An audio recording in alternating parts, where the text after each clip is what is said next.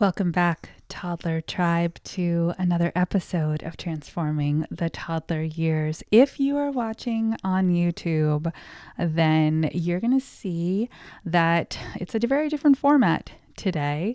I am standing, I am holding the microphone, and I'm moving. I am swaying because there is a tiny newborn strapped to the front of me. So if that's an interesting image for you, then go on over and watch this on YouTube as well. The reason I mention that is that today I'm digging into one of the core linguistic concepts of the book, and it's coming out of the beginning of chapter 2. Speech is not language. What? Come on, Cara. That makes no sense, you might be saying to yourself. Well, let's dive in. And I want to start with a little story. This is just, I love how the world just aligns itself, right? All those divine downloads and all those opportunities for learning show up in my life so that I can translate them into my work for you. So yesterday, my husband is home at the moment. He is a contractor. He's not on a job site at the moment. So he is, working on our house. And he wears his noise canceling headphones for 2 reasons. One, sometimes the work he's doing is pretty darn loud, especially when he's right next to it. And 2, he can listen to audiobooks while he works. Win-win, right? So my daughter and I, she's an adult, we were sitting at the dining room table and having a little meeting yesterday. We have adult meetings all the time, which is great. Just so you know, parenting never ends. It changes. And she was having a moment. She was having a moment where what we were talking about was outside of her comfort zone. It was bringing up a lot of fear, a lot of anxiety, a lot of worthiness challenges for her. The idea of, could I actually do this? Or do I want to just shrink back into what feels safe? And when she has moments like that, her face gets very red and flushed, and her eyes squinch together, and her breathing visibly changes. Throwing all the signals. And so my husband came up from the basement where he was working, walked by, kind of glanced and got curious, but kept moving. Just did a drive-by walkthrough. Walkthrough? I don't know. He noticed, but kept moving. And then later, that evening, when it was just the 2 of us, he said, I could tell very quickly that Claire was really upset, and I couldn't even hear the words coming out of her mouth. Speech is not language. He was picking up on all her different language cues. Now, in the book, I teach you 5 language links for comprehensive, meaning-based communication. And I want you to think about this for a second, because what I'm about to tell you might blow your mind. Chapter 2's title is The Power of 7%.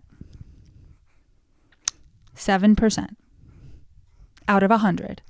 That's a pretty small percentage, right? If somebody said you could use 7% of any one of your resources to make the most impact possible, how would you feel about that? You could use 7% of your bank account. Well, it's not a whole lot. 7% of your energy. That's not a whole lot. 7% is the percentage that represents language that comes through our words. That's it. Isn't that fascinating? You say so many words a day, and they represent a fraction of what you mean. The other 93% of your communication strategies with your kids, with your friends, with your coworkers, with your partner, with the person who is in front of you at the grocery store and taking an extraordinarily long time and cashing in 17 coupons and then making the person go back through the digital ticker and make sure they all came off. I've been that person before. I'm sorry. I'm not that person anymore. The majority of your communication with other people is nonverbal. All right, I've said it a number of ways. I'm going to say it clean. I'm going to say it simple. Let's try that again. I'm going to say it clean and simple. Ready? 93% of meaning-based communication is nonverbal. 7% is verbal. That is some fancy math. So, as I've been doing on this little linguist series, I'm going to read you a small excerpt from the beginning of this chapter so that you can really get a sense for what this might mean as you start to notice, to observe, to pay attention to how you are communicating with the people around you. The Oxford Dictionary defines language as a method of human communication, spoken or written, consisting of the use of words in a structured and conventional way. If we take this definition at face value, we must accept that newborns, I have one right here, infants and toddlers do not use language with adults because they don't use spoken or written language. Fundamentally, we know this is not true. I'm going to stop right there for a second. We know that's not true.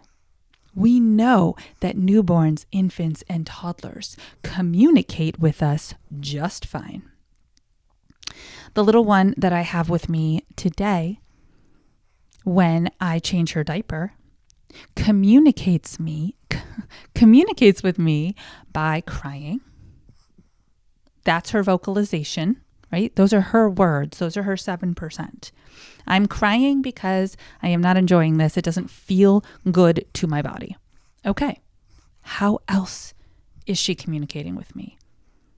Her legs move up and back. Her arms are thrashing. That is body language. Her face gets really scrunched up and red. Those are nonverbal cues. They're facial expressions. Her energy gets heightened and more frantic. She's using more energy because what's happening feels hard for her. She's using all the language cues to comprehensively communicate with me. And she's 3 weeks old. 3 weeks. Imagine that when newborns are brought into this world, they have the communication tools they need to put together a comprehensive communication strategy. That's language. The true definition of language. And so what we explore together in this chapter is magic.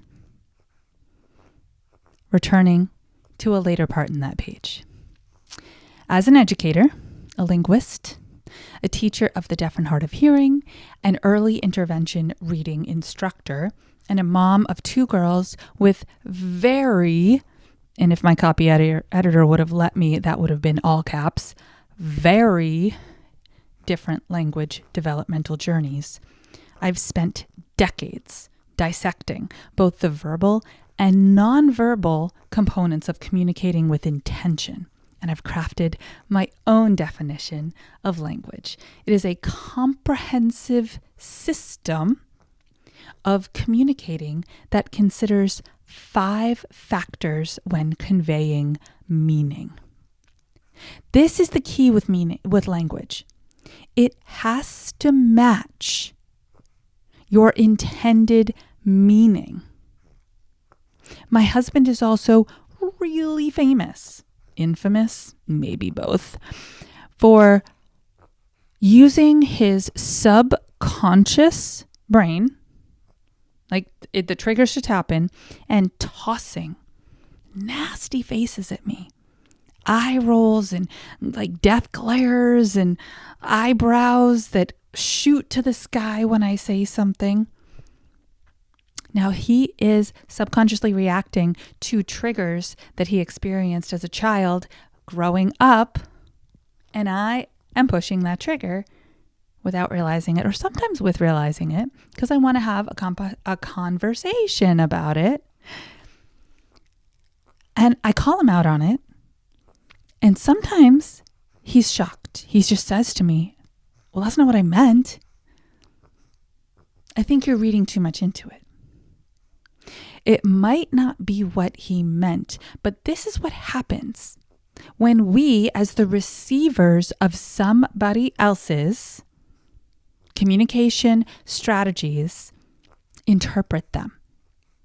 We think that the eye roll means, oh my gosh, you're doing that again? That frustrates me. Knock it off. But what was really happening in his mind was completely different. I just triggered a subconscious visual reaction. That's it. That's not what I meant. So I call them the 5 language links. All of our language links have to match our meaning. Because kids, specifically infants, toddlers, and preschoolers, before they can talk, that's what their superpower is. Picking up on your nonverbal cues. And if you're shooting nonverbal cues at them that you don't even know you're sending, they're making meaning out of those at a deep level. That cycle starts to repeat itself at that subconscious level.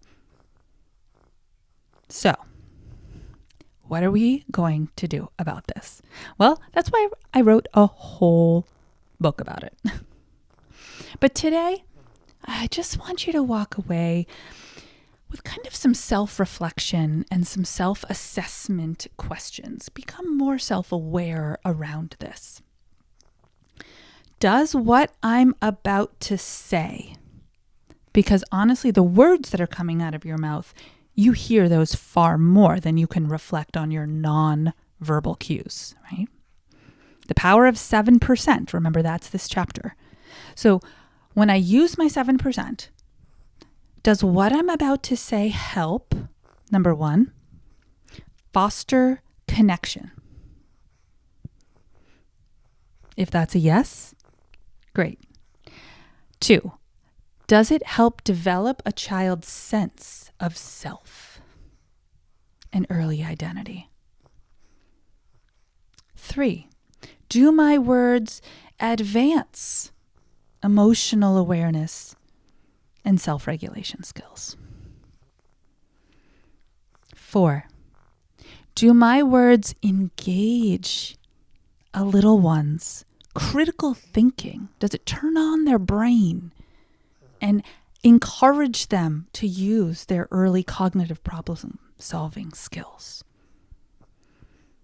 And do my words empower kids in early choice making?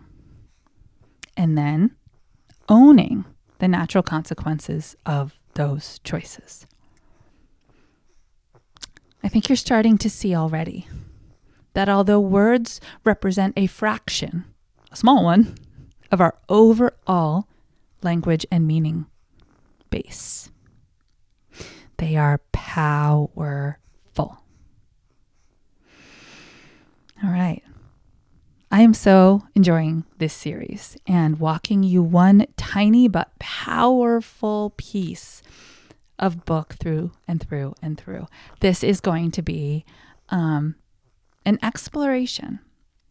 And my prayer is that you grab hold of what you can right now Because there's no checklists of Yahoo, I mastered this in my book. There's not. There's not a mastery, and you should not expect that of yourself. Whether you are walking into early childhood classrooms, or you are a stay-at-home parent, or however you are the trusted adult in a young person's life, there's not mastery. There's only evolution of your skill. That's important. So whatever you grabbed onto today, great. Sit with it, marinate in it, allow it to grow in you. And then when you get a hold of the book in your hand, go back, right? And when you hit that chapter, something else is going to pop out at you because you will be at that next level and you'll be ready to add the next layer of the skill set. All right, Toddler Tribe, I'm here for you. I'm so excited to be on this journey with you. And if you are somebody who is looking for personalized support and you don't want to wait, you're like, April 24th is just too far away and that's when the book comes out. I don't want to wait. Then please do use the link in the show notes and book a complimentary connection call and see if working together is the right answer for you. You know what to do. Stay mindful and proactive until the next episode of Transforming the Toddler Years.